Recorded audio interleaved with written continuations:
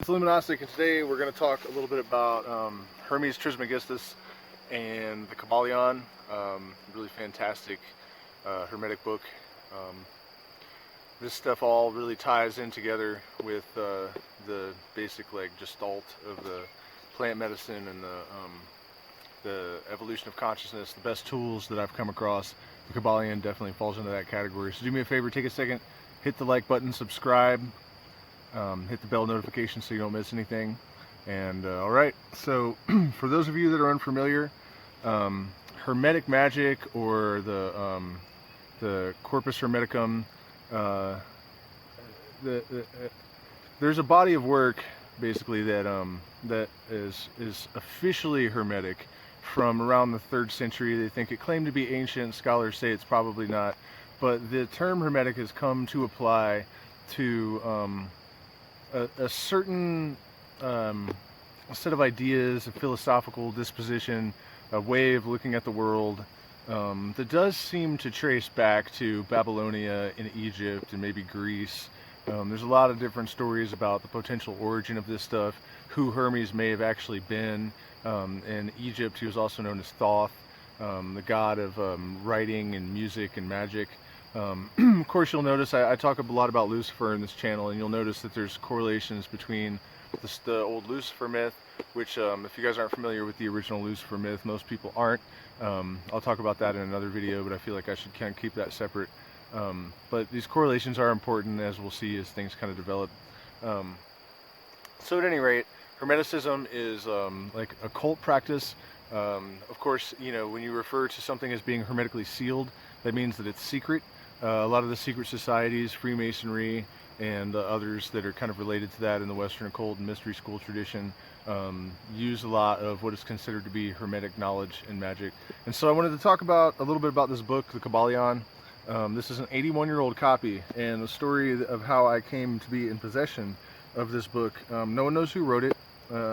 Its only authorship is the 3 initiates, and we don't know who those 3 initiates were. Some people suspect that Paul Foster Case may have written it. There's a couple of suspected authors. We do know that it was printed in a Masonic temple in Chicago. Other than that, not much is known for sure.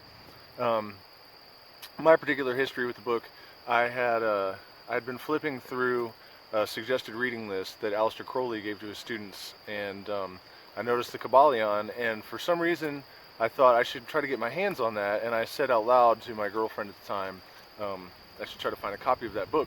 So the next day we'd gone out to the town of Mendocino, which is a town of like 300 year-round residents, so not very much of a population. The chances of finding some relatively rare, pristine 81-year-old copy of a specific book, probably not really that high. So when we got out to the coast, we went into a used bookstore, and she pulled this copy that I have off the shelves. It looks like it has never been opened at the time. I guess we've gotten a little stain since then. It is a reading copy. But and then, you know, one of the first things the book says, if you have it in your hands, it probably came to you under some strange circumstances and because it's time. And so it was very strange to have said, you know, I want to get a copy of this book, and then to find this particular, you know, 1st edition copy in the used bookstore the next day.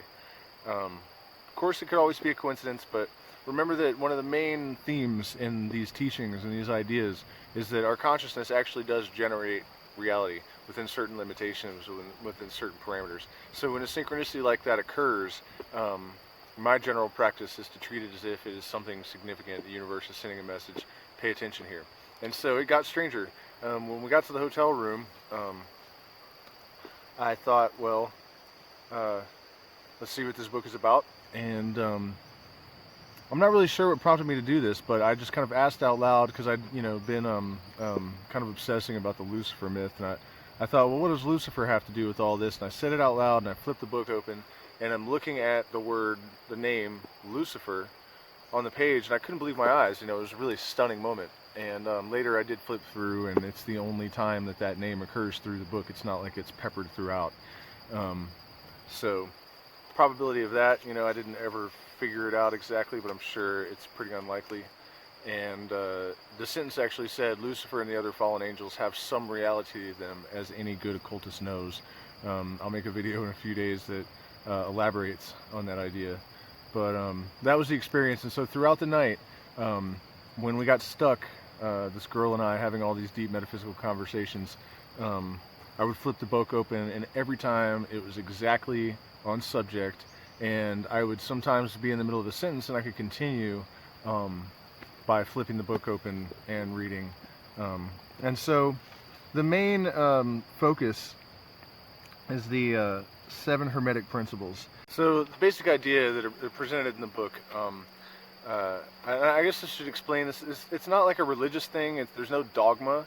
It's basically the mechanics behind the universe, like how everything works and how you can use that to your advantage when you're trying to manifest your reality according to, you know, whatever it is that you need or desire. And so there are 7 principles that kind of describe the basics, and they are the principle of mentalism, which is the idea that we're basically living in a giant cloud of consciousness. The principle of correspondence, the principle of vibration, which is that everything moves, nothing is at rest, everything vibrates. And, you know, I mean, this book was written a long time ago before science had, discovered for sure that a lot of these statements were correct. So that's interesting. The principle of polarity, which you could also think of as dualism. But it makes an interesting point that, like, hot and cold are just extremes of the same thing. And ultimately, the universe is really just one thing doing one thing. And that is another video that we'll get into at some point. But I think it's one of the most important teachings in the book. The principle of rhythm is another one that is extraordinarily important, because everything happens in cycles. I mean, you could think of it as time, but it's deeper than that. It's like there's a rhythm to the heartbeat, microcosm, macrocosm. The universe at large is reflected in all of the parts like a hologram, basically.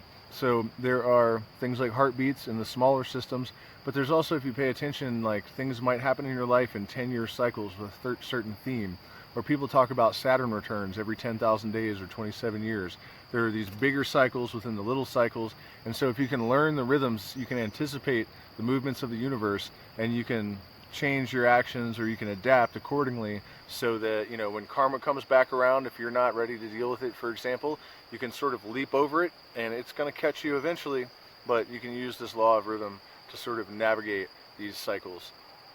The principle of cause and effect, which is a pretty obvious one, and the principle of gender, which is a very interesting principle. It deals with the fact that gender is not really something that's just in animals, some plants, you know. Gender is in everything, and that gender is not necessarily just a matter of sex. There are actually pure feminine and masculine energies that move throughout the universe, and that have a different function. And so at some point I'll make a video explaining each one of these different principles in more detail. Also, I think it's interesting, I didn't really talk much about the history. The story of Hermes Thoth in this particular book jives with, if you've seen my videos about ayahuasca and the star tribes, or the videos that I'm making specifically about the star tribes, the idea was that this knowledge was transmitted from these star beings or star tribes, and according to this book, the Thoth Hermes was actually one of those beings that had come here to Egypt and Babylonia to transmit the Secret Doctrine. And of course, when I first received this information about the origin of the Secret Doctrine coming from, you know, Sirius B and being transmitted here from ancient beings, I had not yet discovered this book, so I thought that was an interesting correlation. So stay tuned, we'll get more deeply into this stuff. I just kind of wanted to do like a basic outline of this book. And do me a favor, hit the like button, subscribe, support us on Patreon. We really need your support. Throw your comments down below, let me know what you think, let me know what you want from me. I'm always happy to communicate with everyone, so thanks again.